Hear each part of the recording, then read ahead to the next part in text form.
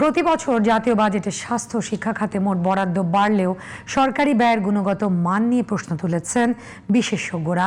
মানসম্মত স্বাস্থ্যসেবা দেওয়া এবং দক্ষ জনশক্তি গড়তে দুটি খাতে সুশাসন প্রতিষ্ঠায় জোর দেওয়ার পরামর্শ তাদের। এদিকে নির্বাচনী প্রতিশ্রুতি অনুযায়ী স্বাস্থ্য খাতে বরাদ্দ ধাপে ধাপে জিডিপির 5% নিয়ে যাওয়ার লক্ষ্যে সরকার কাজ করছে বলে জানিয়েছেন প্রধানমন্ত্রীর অর্থ পরিকল্পনা উপদেষ্টা ডক্টর রাশেদ আল মাহমুদ তিতুমির। একই সাথে কর্মমুখী শিক্ষায় বিশেষ গুরুত্ব দেওয়া হবে বলে জানান তিনি। সাজ্জাদ হোসেনের রিপোর্টে বিস্তারিত।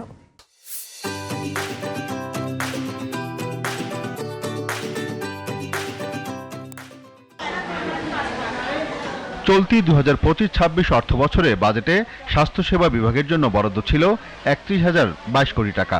এর থেকে প্রায় 12,000 কোটি টাকা বৃদ্ধি করে নতুন অর্থ বছর 2026-27-এ বরাদ্দ দেওয়া হচ্ছে 43,189 কোটি টাকা, যা দেশের জিডিপির আকারের তুলনায় মাত্র 0.63%। একইভাবে চলতি অর্থ বছরের তুলনায় নতুন অর্থ বছরে শিক্ষা খাতে বরাদ্দ বাড়ছে প্রায় 9,500 কোটি টাকা। স্বাস্থ্য ও শিক্ষা খাতে মোট বরাদ্দের পরিমাণ বাড়লেও তা সাধারণ মানুষের কাছে উন্নত স্বাস্থ্য সেবা ও মানসম্পন্ন শিক্ষার বদলে অবকাঠামো উন্নয়নেই চলে যাচ্ছে। তাই সরকারের ব্যয় ব্যবস্থাপনায় পরিবর্তন জরুরি বলে মনে করছেন বিশেষজ্ঞরা। শিক্ষা এবং স্বাস্থ্য খাতে আমাদের যে অ্যালোকেশন আছে, এই অ্যালোকেশনের বেশিরভাগই হচ্ছে আমরা বিল্ডিং বানাই, আমরা চেয়ার টেবিল কিনি ইউনিভার্সিটির জন্য, কিন্তু আমরা শিক্ষার মান উন্নয়নের জন্য, শিক্ষকের মান উন্নয়নের জন্য আমরা কোনো খরচ করি না। গবেষণার জন্য আমাদের কোনো খরচ নাই। সেদিক থেকে আমরা মারাত্মকভাবে পিছিয়ে আছি। আমাদের ডেভেলপমেন্ট প্রজেক্টের যে টাকা, সেই টাকার 40% আমরা খরচ করতে পারি না। আর 40% যে খরচ হয় সেটার মান নিয়েও প্রশ্ন আছে। প্রজেক্ট ইমপ্লিমেন্টেশনের দক্ষতা বাড়াতে হবে, সঠিক প্রজেক্টে বিনিয়োগ করতে হবে। স্বাস্থ্য খাতের বরাদ্দ একেবারেই অপ্রতুল স্বীকার করে প্রধানমন্ত্রীর অর্থ ও পরিকল্পনা উপদেষ্টা জানান, নির্বাচনী প্রতিশ্রুতি অনুযায়ী পর্যায়ক্রমে বরাদ্দের পরিমাণ 5% নিয়ে যাওয়ার পরিকল্পনা রয়েছে। স্বাস্থ্য খাতে যে পরিমাণ জিডিপির তুলনায় বরাদ্দ দেওয়া হয় সেটা একেবারেই ঠিক না, এবং স্বাস্থ্য ব্যবস্থাপনায় ঠিক মতো স্বাস্থ্যকর্মীও নেই। বিরাট জনবলের ঘাটতি আছে।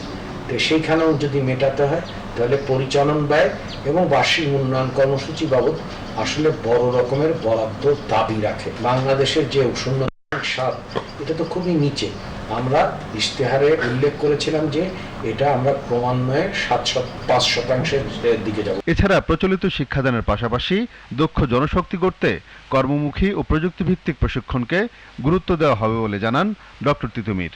শিক্ষা খাতে আমরা জানি যে লার্নিং পভার্টি আছে, সেখান থেকে যদি মুক্ত হতে হয় তাহলে গুণগত পরিবর্তন যেমন ঘটাতে হবে, তেমনি দক্ষতার পরিবর্তন ঘটাতে হবে, তেমনি যেগুলো আসলে কর্মসংস্থান উপযোগী আপনার প্রশিক্ষণ ব্যবস্থা, অর্থাৎ কারিগরি প্রশিক্ষণ ব্যবস্থারও আমূল পরিবর্তন দরকার, এবং তার মাধ্যমে আমরা জন আকাঙ্ক্ষাকে বাস্তবায়ন করতে চাই।